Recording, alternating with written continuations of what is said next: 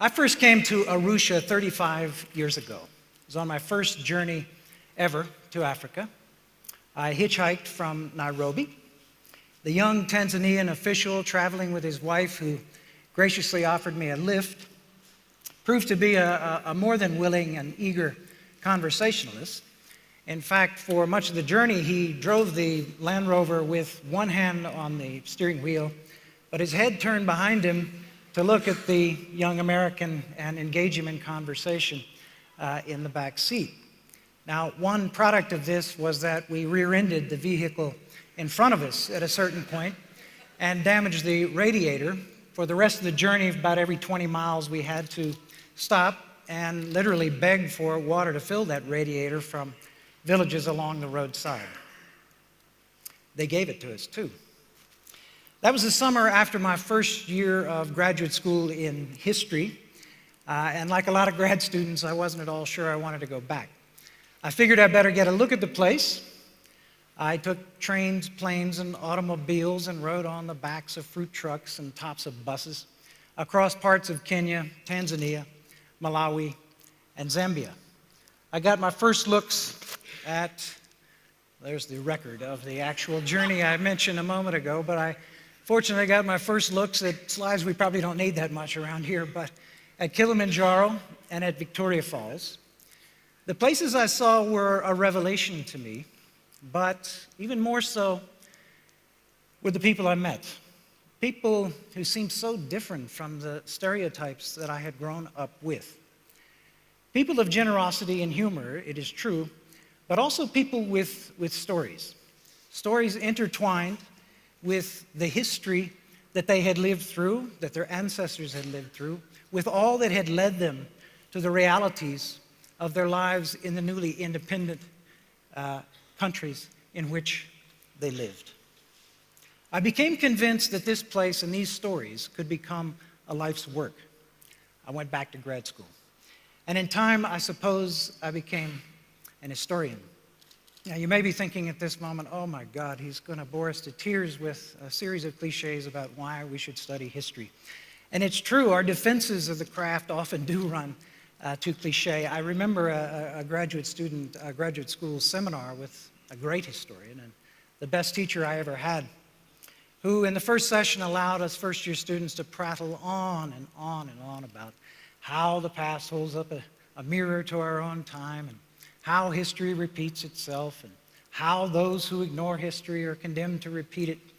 And he listened to all of this very patiently and took a big pull on his pipe at the end, and he said, that's all bullshit. History's just interesting, that's all.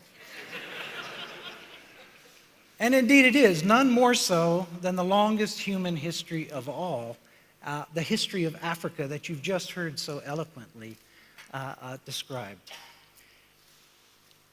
Still, we're drawn to these epigrams, these simple statements about what it all might mean. My own favorite comes from the American humorist Mark Twain, who once said that history doesn't repeat itself, but it rhymes. But it rhymes. What I'd like to seek for the rest of my time with you are some episodes from Africa's past which might offer a rhyme with our moment now. The rhymes are, of course, imperfect. I seek the rhyme of here with there, of then with now. I think one thing that is clear even in the first hours of this conference, that one thing that brings us together is a sense of possibility now in Africa. The imagination of what might happen, of what could happen in tomorrow's Africa.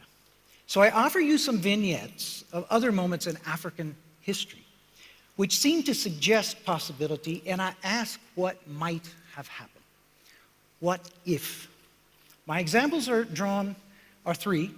They are drawn from the 16th century, from the 19th century, and from the 20th. The first case is the encounter between two medieval period feudal-style kingdoms. One was Portugal. The other was the Kingdom of Kongo, usually spelled with a K, and located actually in the northern reaches of today's Angola, just south of the mouth of the Great Kongo River.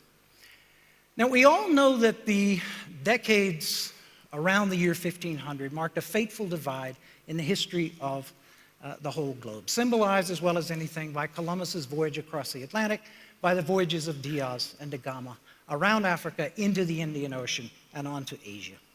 From that point forward, much of the world, for better or for worse, the Americas, Asia, and Africa would have to deal in one way or another with a European pressure or presence which seemed to grow by the decade. At home, I have a cartoon by the American cartoonist Larson, who has a rather sick sense of humor. And it shows Columbus's three famous ships sailing away from the shoreline of somewhere in the Americas. And there's a group of Native Americans, American Indians, on the bluff. And one of them says to the others, "Did you think there was something ominous in the way they said, 'See you later'?"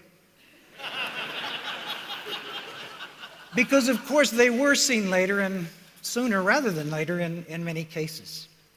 Now, the Portuguese first landed in Kongo in 1490. What did they find? They'd come to a fairly classic example of a late Iron Age state in Bantu Africa. The Kongo kingdom had probably emerged in the late 1300s, based ultimately on a consistent surplus production of food, manioc, maize, fish, and so on. Not just iron, but copper was mined extensively, and industries of pottery and textiles flourished. Local and long-distance trade utilized a well-regulated currency based on cowrie shells. Politically, there does seem to be a resemblance with feudal Europe, with lesser lords recognizing, though sometimes challenging, a superior monarch, known amongst the Congolese as the Mani Kongo, who, I'll come to him in a moment, the Mani Kongo who ruled from a hilltop capital. Self-confidence and a healthy sense of independence seem to have been characteristic of these Congolese. For their part, the Portuguese were interested in two things: cultivating commerce and extending Christianity. So far, so good. The first king, or Mani Kongo, who had to deal with the Portuguese was Nzinga Akua. But I want to focus on his successor, Nzinga Mbemba, who ruled from about 1506 to 1541. This is partly because historians love evidence, and we've got a mother lode of it here, symbolized by 22 well-preserved letters dictated by Nzinga Mbemba, still held in the Portuguese archives. As prosperous as Kongo was in many respects, Nzinga sensed that the Portuguese were onto some things themselves, and he wanted to obtain the advantage of them. It's also true that he sought an ally to shore up his sometimes shaky internal position. He proposed something like a partnership of equals, a relationship of mutual benefit. He converted to Christianity. It was certainly a move expedient, but his faith does seem genuine as it comes through in those letters. He wanted literacy, and he sent young men to be educated in Portugal. One of these was his son, baptized Henrique, who studied in Lisbon and Rome, and in 1518 was consecrated by the Pope as the first Roman Catholic bishop of Kongo. Nzinga was particularly interested in European shipbuilding and in the carpentry and design that lay behind it. In another letter to his brother king, as these letters were invariably addressed, he asked for 2 physicians, 2 apothecaries, and 1 surgeon to glean what he could from Western medicine. Though such assistance was promised at the Portuguese inn, very little of it materialized, despite the fact that Nzinga sent the promise on his side of ivory and, early on and ominously, small numbers of slaves captured from regions outlying the borders of his kingdom. But the demand for slaves increased exponentially. Portuguese traders made their own deals with Nzinga's vassals, and the Congolese king observed the gradual corrupting effect of the whole sordid operation. He attempted to control, reduce, or even stop it to no avail. The most gut-wrenching of his letters refers to, quote, thieves and men of evil conscience, whose Portuguese and African, whose corruption was so great that the country is being utterly depopulated.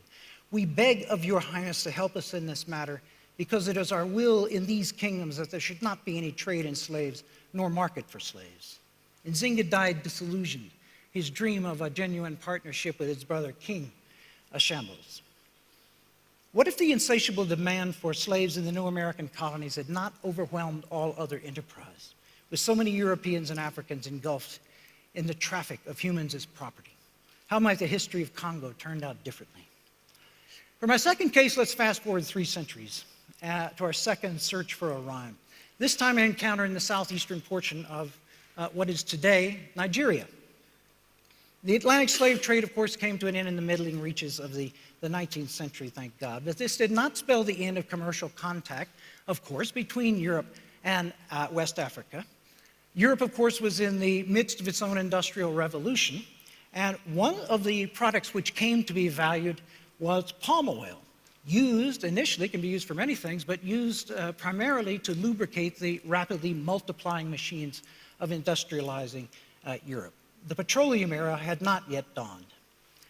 In this period, some remarkable West African entrepreneurs arose to organize enterprises to take advantage of these new market realities. There is an irony here in that the palm oil region is almost exactly the same place where the petroleum industry in Nigeria is based today. Now, a fascinating example of the sorts of entrepreneurs I mean is Jaja of Opobo. In southern Nigeria, the delta of the Niger River, the area known as the Oil Rivers. Jaja was a former slave himself who had risen to become a sort of merchant king and achieved a monopoly of palm oil supply to counter what he saw as a European monopoly of shipping on the other side. As historian Basil Davidson has put it, Jaja, quote, modernized in every way he could, unquote. He persuaded one European shipper to break ranks and began to pursue the possibility of organizing his own shipping lines to and from Europe to cut out these middlemen. As you might expect, this did not entirely please the British trade consul down the coast in Lagos. In another era, Jaja might have been seen as an irritant, but this was the 1980s, the 1880s, and new winds were blowing. We were on the eve of the outright European colonization of Africa.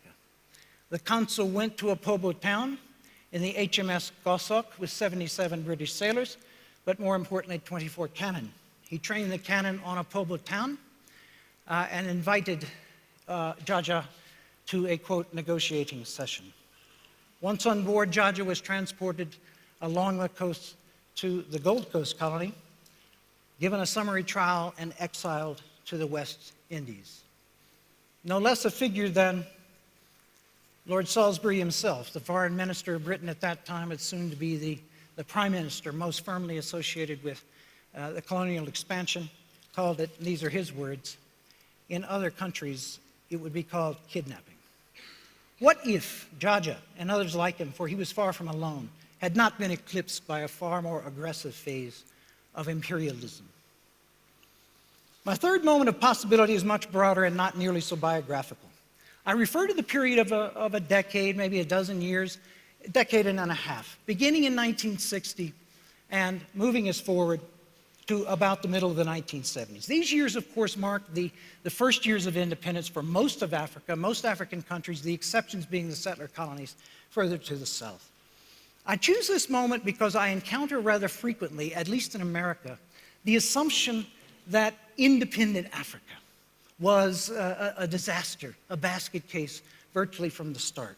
That African societies and indeed African leaders and governments could never really prove that they can deliver, that they can perform, that they can improve and raise the quality of life. I would like to argue that in many parts of Africa, that assumption is false. Popular expectations of a better life had surely risen during the heady days of nationalist anti-colonial agitation. But within a few years, scholars would be talking about the crisis of rising expectation engendered during the heyday of those national moments. But the surprising thing to some people is the extent to which these expectations in the first 15 years or so were actually met. The results were impressive. GNP per capita for all of sub-Saharan Africa grew every year in the 1960s and every year in the first half of the 1970s. The GNP per capita in Kenya increased 30% in the first 10 years after independence in 1963. That of the Ivory Coast doubled in the 20 years after their independence in 1960. Most impressive of all, perhaps, African governments kept their promises to improve education and health care. Between 1960 and 1980, sub-Saharan school enrollment percentages rose by over 50% at the primary level, over 500% at the secondary. All the new nations built universities which had hardly existed before independence. Countries like Tanzania made concerted efforts to give rural populations access to clinics. Infant mortality rates dropped, life expectancy rose. I saw all of this on the ground in the early and mid-'70s in Zambia. You know, the new currency they adopted there after independence was called the kwacha, the dawn, which seemed to capture perfectly that sense of exhilaration. And it was still very much alive in the middle 70s.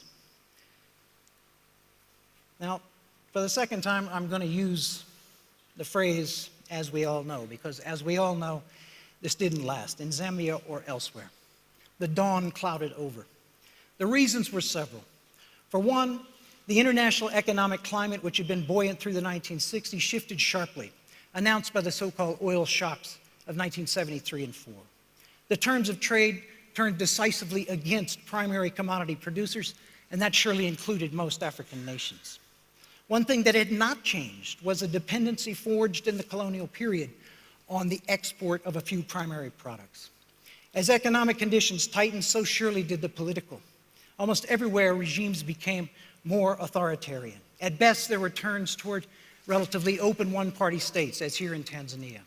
At worst, towards despotisms and tyrannies, where corruption and greed replaced commitment and development as the order of the day. The sorts of things which prompted Chinua Achebe, no less, to pronounce Nigeria's problems at one point as being the result of, and these are his words, simply and squarely, a failure of leadership. What if the state-dominated, top-heavy economies diversified better, had diversified better and were better able to withstand these downturns in world economic conditions? What if Africa's civil society had been strong enough to expose and limit the misuse of power? I will close. I have offered 3 episodes in Africa's history which might suggest a rhyme with the present. Moments of opening, of possibility, dare I say it, moments with hope for progress, for development. The way forward in each case was closed. I leave it to others here at this meeting to suggest the pitfalls which lie ahead of us now, people far closer than I to realities on the ground and internationally. I do suggest as we try to find our way forward on that road that we take an occasional look backwards, but not while you're driving. Thank you very much.